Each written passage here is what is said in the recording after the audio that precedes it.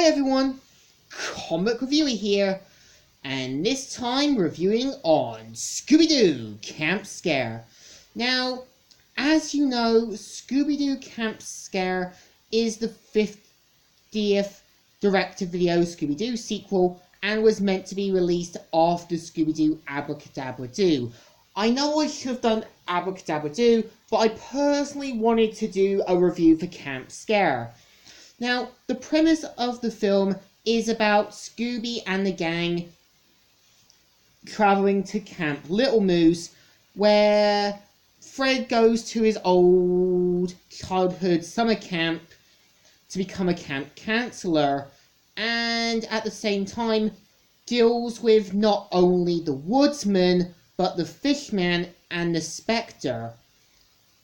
And this causes Fred, Shaggy, Scooby and the gang to investigate, and as well basically dealing with not only one, but 3 ghosts. Now, what's actually interesting is that you do sort of have a next generation of cast. For example, the character Trudy, voiced by Tara Strong, is meant to be something similar to Velma. Also, Luke, voiced by Scott McNaville, known for playing Marty in Captain Planet and the Planeteers, as well as Robert in Teen Titans, is meant to be something similar to basically Fred. And Deacon is a foreshadowing to something else, but I'm not going to spoil it. But I think you could have had other 2 potential cancellers, like one character being a representative of Daphne, and one kid with his puppy being similar to Shaggy and Scooby.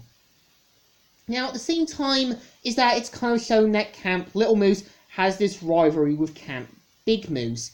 And I kind of expected with one of the cancellors, Bert, to have been the father of Jessica, as it could have given Jessica more of a reason to start her own summer camp in trying to be more technological.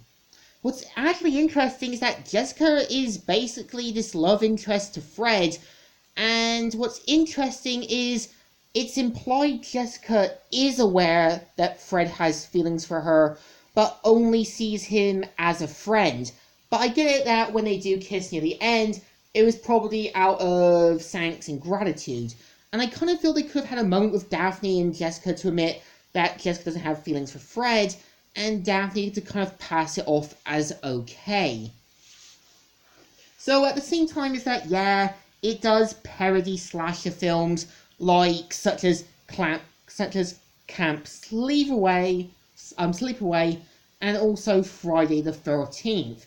So I give it some credit, but I do feel with the villains just being 2, you could have went with more. So I feel like, yeah, you could have easily have had Daryl, voiced by Phil Lamore, also known for playing Cuttle Khan in Mortal Kombat, as well as playing Jazz in Transformers Animated, to have been one of the villains. Because it did seem like they were going for more than just one villain, and could have done more.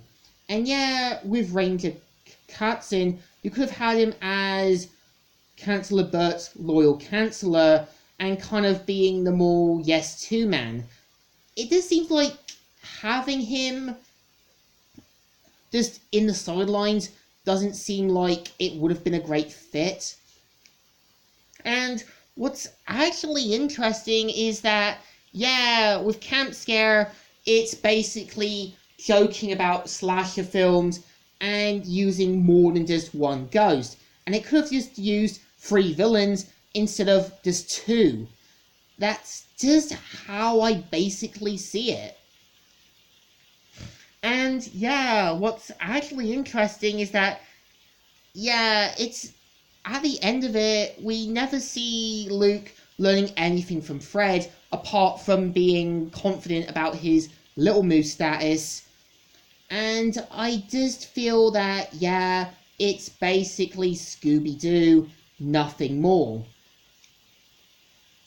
And what's actually interesting is that, yeah, this film came out in 2010, and this was when I was still in the shows like Ben 10, Generator X, Young Justice, and comic books. So I think somewhere Yeah, Camp Scare could have been a lot better had it made Jessica and Bert basically father and daughter, and basically added in two other members to kind of represent Daphne and Shaggy, and could have easily have had a moment where Fred could have said, I was trying to be romantic to Daphne near the end. So I think it deserves a thumbs up. It's still good, still alright, but at the same time, not the best all great Scooby-Doo movie. It puts itself on a low shelf, but not too high. So, Comic Reviewer here, signing out.